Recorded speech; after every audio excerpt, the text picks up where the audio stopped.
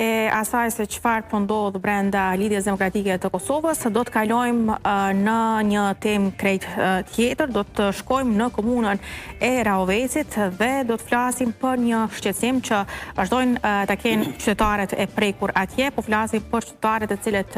janë prekur nga fatkeqësi natyrore dhe të cilët akoma nuk janë kompenzuar për dëmet që janë shkaktuar pra nga fatkeqësitë natyrore. Për ta ka ngritur zërin edhe kryetari i kësaj komune, Smail Latifi, në një reagim publik dhe të cilin kemi kënaqësinë ta kemi sot në studio për diskutuar pikërisht për këtë temë. Zotër Latifi, mirë se erdhët. Mirë se gjetëm, faleminderit për mundësinë.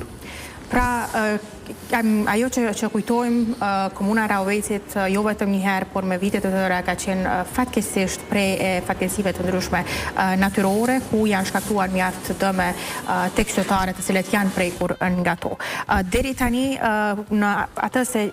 nuk janë kompenzuar, po flasim për cilat vite konkretisht. Po, faleminderit shumë. Është e vërtet që jo rrallë është goditur nga fatkeqësitë elementare natyrore komuna jonë, edhe nga breshri, edhe nga përmbytjet, vërshimet, edhe nga erërat e forta, edhe natyrisht këto situata kanë shkaktuar dëme të konsiderueshme edhe në ambjestëri, edhe në bujqësi, edhe në infrastrukturë publike, edhe në ekonomi familjare, biznese, edhe ne zakonisht në rastet e tilla formojmë komisionet të veçanta, të cilat regjistrojnë,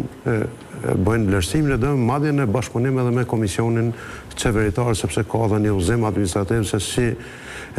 plotësohen ata formularët, pra përgatiten raporte specifike për që i kërkon sipas udhëzimit administrativ, sipas kriterëve komisionit qeveritar për dëmet ose për kompenzimin e dëmeve. Që nga viti 2022 ne nuk jemi kompenzuar, pra të dëmtuarit nuk janë dëm shpërblyer nga Komisioni Qeveritar për dëme ose nga Qeveria e Republikës Kosovës. Për shembull, në vitin 2022 ne kemi rreth 80.000 euro dëme në biznese. Nuk janë dëm shpërblyer bizneset. Në vitin 2023 ne kemi 2.221.187 euro, po ashtu nuk janë dëm shpërblyer as bujqësia, që janë 427 kërkesa, as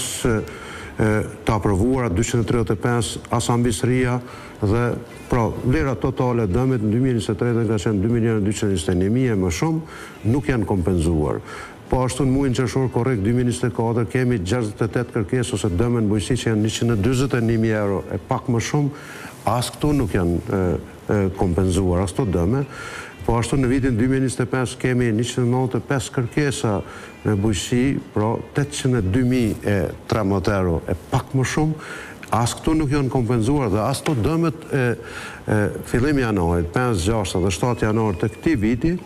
ku vlera e dëmeve është 487.825,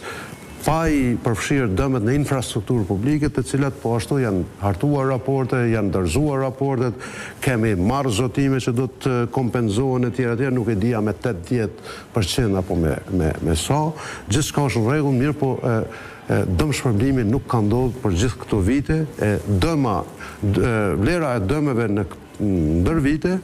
të pa kompenzuara ende është diku rreth 4 milion euro. Natyrisht qytetarët na pyesin neve, po ne si komune kemi kryer punën tonë, pra i kemi përgatitur krejt dokumentacionin e nevojshëm, i kemi dërguar raportet, kemi marrë zotime që do të përmbushen, po nuk janë përmbushur këto zotime dhe fatkeqësisht ne sot ballafaqohemi me situata të cilat edhe fermerët, edhe ambjestërit, edhe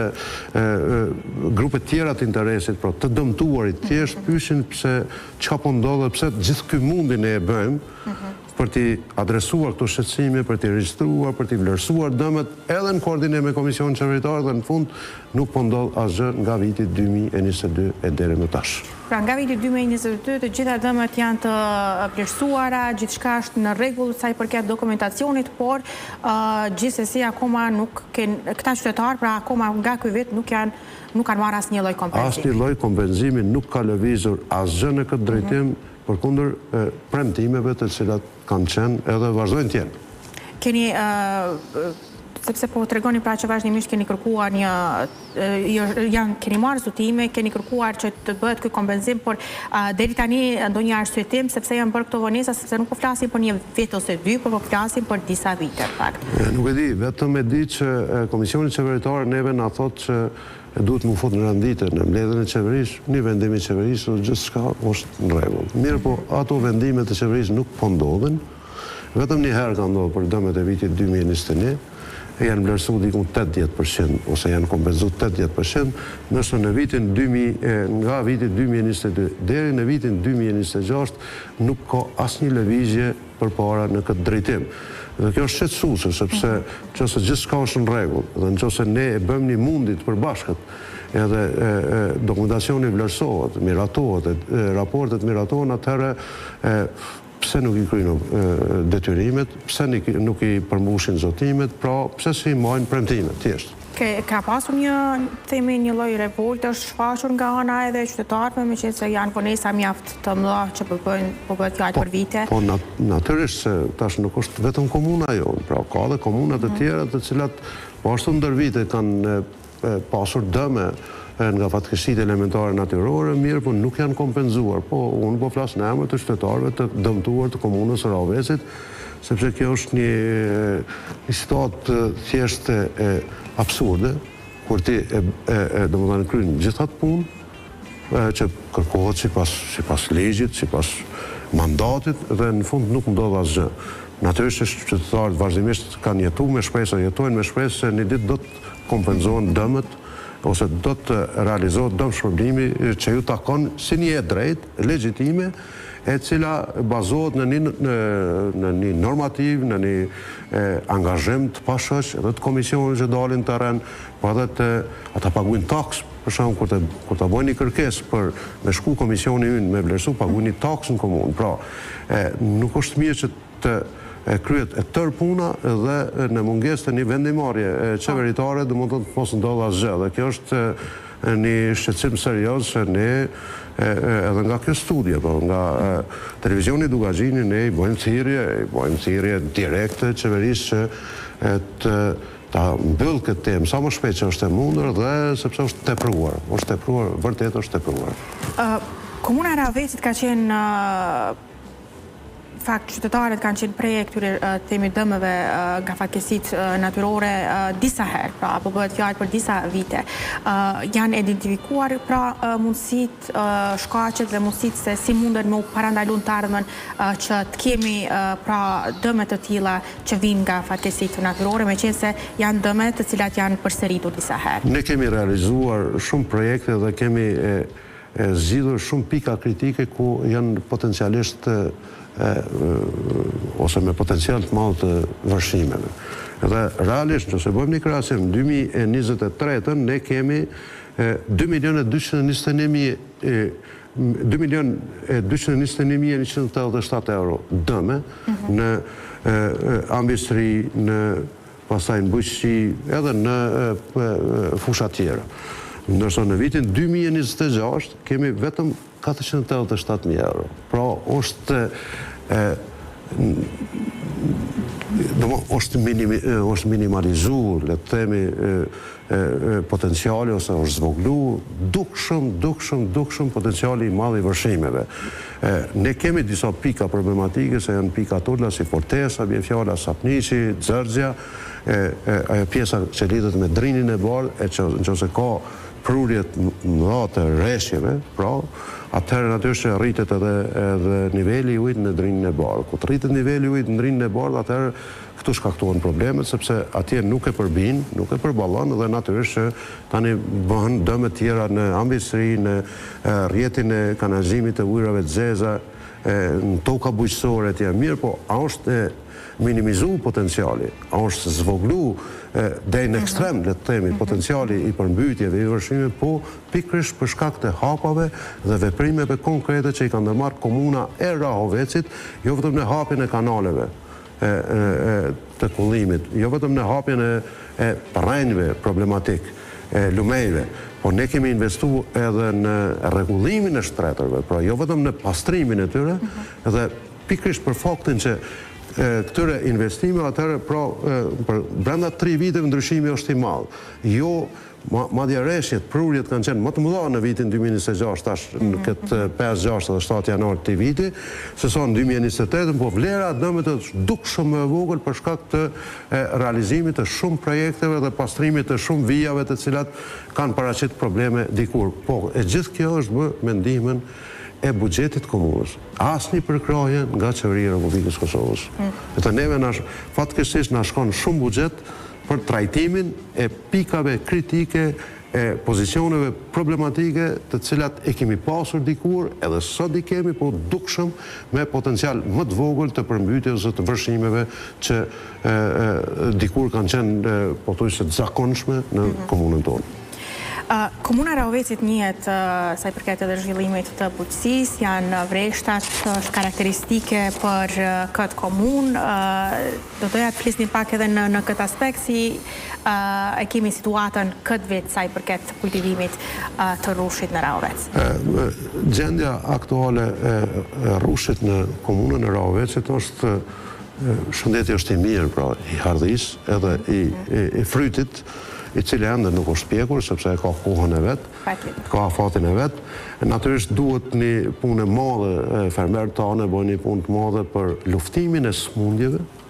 të cilat paraqiten kur ka rreshje, kur ka klimë jo stabile, kur ka temperatura jo stabile, kur ka erë, kur ka rreshje, kur ka ndryshime të mëdha të temperaturë ose kontraste në temperatura, fermerët tanë me shumë përkushtim, me shumë vullnet, e trajtojnë vreshin si t'ishte fëmija i tëre. Në thonë edhe vërtet i punojnë shumë, i punojnë me shumë përkushtim, edhe tash sfida më e madhe është mbrojtja e frytit nga smundjet si hiri ose pluhuri, pastaj nga vraga ose bastra si thuhet në popull, çfarë ka bërë komuna Rahovec. Tash në këtë rast ne ka disa vite që i ndihmojmë fermerët tanë, aplikojnë për një lloj preparati që quhet cikadia, që lufton smundjet e hardhisë, por ja u japim falas fermerëve, ata aplikojnë, edhe përfitues është një numër i madh i fermerëve vreshtar, edhe natyrisht ne këtë ndihmë mund t'ja japim si komunë. Po në komunën e Rahovecit janë diku 2180 hektar vreshta. Dhe afërsisht 500 hektar janë rrush i tryezës, pra rrush që zakonisht e marrin konsumatorët, e blejnë, sepse ka shije, ka varietetet ndryshme dhe shkon për treg. Ndërsa pjesa tjetër e sipërfaqeve kanë rrush për nevojat të prodhimit të verrave, të kuqe, të bardha, trakis rrushit, që zakonisht e pranojnë, se ne kemi diku rreth 70 bodrume ose kantina që prodhojnë verë dhe raki. Kemi ato më të mëdha, më e madhe është Stonkastër, pastaj është bodrumi vjetër, është Ilirian, ka Ekovera, është Rahovera, ka plato dhe bodrume është pastaj ky Kosova Wine, janë kantinat e cilat me kujdes të veçantë e përpunojnë sasin e rrushit të grumbulluar nga fermerët, nga kooperantet, edhe ajo pastaj prodhohet raki e mirë e rrushit, po dhe verërat, të cilat nuk janë vetëm për tregun e brendshëm, po janë edhe për tregun rajonal, madje edhe për tregje evropiane, madje shkojnë edhe në Shtetet Bashkuara të Amerikës. Pra kemi edhe eksport jashtë vendit, interesim për... Në Kroaci, në vendet e Ballkanit, në Turqi, një sasi e vogël shkon në Serbi, besa. Shkon në Sloveni, në Zvicër, në Gjermani, në Britani të Madhe, në Shtetet Bashkuara të Amerikës, në shtetet ndryshme të Bashkimit Evropian, pra prodhuesit tanë dhe përpunuesit, edhe rrushi tryezit eksportohet, për shembull përmes qendrës grumbulluese Agrocelina që është në Zërz, rrushi i tryezës, rrushi që është për të ngrënë, për ushqim, po ashtu ndërsa rrushi që është për vera, për raki shkon grumbullohet në bodrum, aty përpunohet dhe pastaj edhe ka plasman edhe në tregun e jashtëm, përveç tregut të brenda në Republikën e Shqipërisë shkon Kemi sfidë madhe natyrisht edhe me plasmonin e produkteve tona ose me eksportin, për shkak se ka edhe shtete tjera të cilat prodhojnë verë, për shkak Maqedonia e sfidon prodhimet tona të verave, verat tona që janë cilësore, ka edhe kulminonte për shkak të disa rrethonave lehtësuese që Qeveria e Republikës, Ministria e tyre, e Bujqësisë, po edhe ministrit tjera ju krijojnë lehtësira në eksport, i subvencionojnë edhe në disa forma në mënyrë që edhe shkojnë i bojnë konkurrencë bie fjala verave tona që janë dukshëm më cilësore, edhe dukshëm më të mirë, po ja që domethënë tash ekonomia lirë e tregut, e unë mendoj që në një mënyrë ose tjetër ne duhet të gjejmë modalitete, edhe në qëse zyrtarisht nuk kemi të drejtë për shkak të ceftas, mi përdor masat anti-dumping, duhet të gjejmë modalitete që të subvencionohen më shumë prodhuesit vendor edhe përpunuesit që realizojnë ose me duart e tyre të arta realizojnë prodhime vendore. Sikurse pra ka forma të subvencionimit, ka lehtësira tjera që mund t'i krijohen fermerëve tonë në mënyrë që t'jenë konkurrues në tregun tonë të Republikës Kosovës, po edhe në tregje tjera, sepse unë mendoj që vreshtat e Rahovecit, edhe që është epicendra e Kosovës për vreshta, kanë rrezë dielli më shumë, toka është e përshtatshme për kultivimin e varieteteve të ndryshme të rrushit, dhe sigurisht rrushi është më cilësor, për verë atë kuqe dhe të bardha, po edhe për raki rrushi. Prandaj, duke qenë se hardhia rrushit është kulturë mia vjeçare, është kulturë specifike, është kulturë kombëtare, unë mendoj që edhe të çështja subvencionimit, që tash jemi në aktualisht vazhdon të jetë e hapur thirrja për aplikim për pagesa direkte ose për subvencione në Agjencinë e Zhvillimit Bujqësisë ose në Ministrinë e Bujqësisë. Për shembull, nuk është dashur të ulet vlera e subvencionimit në sipërfaqe. Shumë, nëse dikur ka qenë 1.500 dhe 1.080 euro për një hektar vreshta, tash është 150 euro. Këtë vit është 150 euro, edhe pse arsyetimi nga ana e Ministrisë Bujqësisë e zyrtarëve tyre bëhet sikur mund të subvencionohen në rendimente në cilësi, por nëse ka fatkeqësi elementare natyrore, nëse ka breshër, atëherë si mund të realizojnë ato 900 euro shtesë që sipas udhëzimit administrativ dhe skemës së subvencioneve që edhe thirrjes që e kemi për këtë vit, pra nuk mund t'i marrin. Pra të sigurta fermerët tonë, vreshtarë, po edhe perimtarët i kanë vetëm 150 euro, që ka qenë gabim. Unë kam pasur edhe një komunikim edhe me ministrin e tyre, zotin Armen Nuja, i cili domethënë ose nuk e ka të qartë, ose me këto politikat e reja të subvencionimit, që janë ende të parakoshme, ende janë të hershme, sepse fermerët nuk janë të informuar drejt se si vjet kanë mi marrë për sipërfaqe vetëm 150 euro për hektar të vreshtit. E nuk kanë mi marrë 1.800 euro dhe 1.100 euro sikur i kanë marrë dhe në këtë vit. Pra, përveç që po vonohen subvencionet ose pagesat direkte, se ende ne jemi tash në korrik, ende është thirrja e hapur deri me 23 korrik. Tash derisa të bëhen vlerësimi, dokumentacionit, derisa të bëhen komisioni derisa të bëhet ekzekutimi, atëherë faktikisht sezona e vjedhjes po përfundon. Dhe po ashtu edhe sezona edhe po përmbyllet sezona e perimeve, perim kulturës që janë në fushë të hapur. Përveç pra që ka vonesa, fatkeqësisht ka edhe në emër të politikave të reja të subvencionimit, për këtë vit unë fatkeqësisht jam i detyruar ta them të vërtetën, edhe që fermerët do të marrin shumë më pak se sa që kanë marrë në vitin e kaluar. Zotër Latifi, unë të falenderoj jashtëzakonisht shumë që ishit pjesë e emisionit Rreth e Rrotull dhe që bëm këtë intervistë bashkë dhe që deklaruat pra gjitha ato shqetësime që kanë qoftë qytetarët e Rahovecit lidhur me mos kompenzimin e dëmeve të shkaktuara, por edhe për prodhuesit e rrushit në Rahovec. Faleminderit. Ndërpoqë, ndoshta kisha mujt me shtu diçka për agroturizmin që lidhet me vreshta diçka? Shkurtimisht, në që po na pret një intervistë tjetër. Për shkak të vreshtarisë që kemi jashtëzakonisht kemi traditë të gjatë, një vjeçare, por kanë filluar mu hap pika agroturistike deri më tani janë mbi 10. Që janë në plantacionet vreshtare dhe po bëhet shumë mirë, po shkojnë në rini aty, po ka një farë kreativiteti, një farë atraktiviteti, po vizitohen shumë ato pika, po edhe po përfitojnë fermerët ose thjesht sipërmarrësit që i hapin ato pika agroturistike ku mund të kemi edhe prodhime vendore perimtare, kryesisht kemi verra, të kuqe dhe të bardha kulminante cilësore, po edhe raki të rrushit që prodhohet në Raves edhe kërkun ma cilësore se son Raves nuk besoj që është në Evropë edhe verat edhe rakia ma cilësore, ma kulminante se son në regionin vreshtar të Ravec. Falenderoj edhe njerë shumë këta. Respekt, falenderit për mundësim.